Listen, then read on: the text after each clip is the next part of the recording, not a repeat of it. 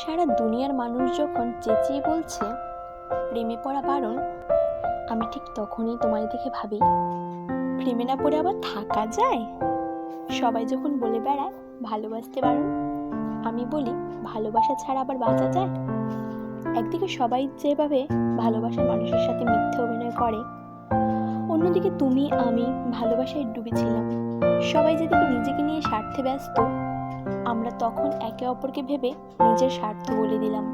তুমি আমার জন্য, আমি তোমার জন্য।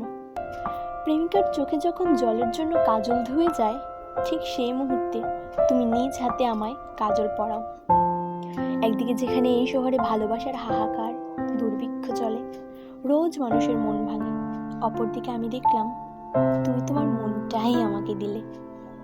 যেখানে আমাকে তুমি নিজের করে নিলে, এদিক থেকে কিন্তু তুমি বেশ ভালোই স্বার্থপর। আমি অবশ্য তোমার থেকে আরো দ্বিগুণ স্বার্থপর। প্রেমিকা থেকে তোমার বউ হওয়ার লোভটা সামলাতে পারলাম না কিছুতেই। এখন তোমার সব কিছুতে আমার ভাগ।